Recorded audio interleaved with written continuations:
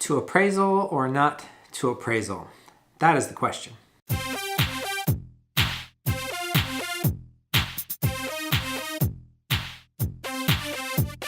All right, so it is 2018 and we're still not technically at the point where there's like an app on your phone where you just click a button and you get a mortgage. But I feel like we are so much closer to that than we were at the beginning of 2017. And that's really because Fannie Mae, Freddie Mac, they've allowed a lot of things to come through on their automated underwriting that they just streamline the entire process.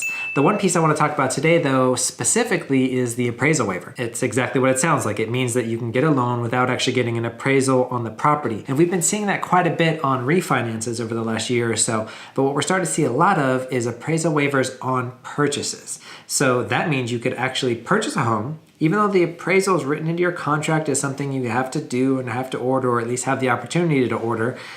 From the loan perspective, on a lot of folks, we're going to be issuing you an appraisal waiver that says you don't necessarily need to order that appraisal for us to issue you the loan for your home. Now that poses us with the question then, do you get the appraisal anyway, or do you save the money?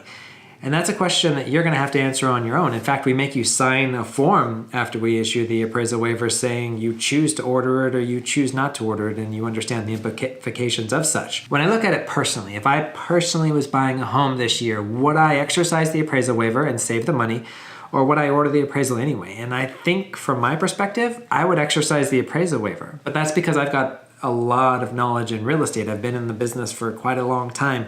I have access to comps. I have people that I trust, and I know that I could look at the information and say, this is the ballpark that the appraiser is going to come in at. This is what I offered on the home. I'm comfortable. But if you're somebody that doesn't have that knowledge and you don't necessarily have a realtor or somebody in your life who you can trust to analyze that knowledge for you, then maybe it's best you just spend the money on an appraisal. We're gonna leave that up to you, but it's definitely, you can see that we are certainly transitioning from the old way of doing loans to the new way of doing loans. And while we can't just press a button on our phone just yet, I feel like we're getting so much closer to that. And I'm excited and scared all at the same time. So if you guys need apps or anything, just give me a call. Otherwise, have an awesome week and we'll talk to you soon.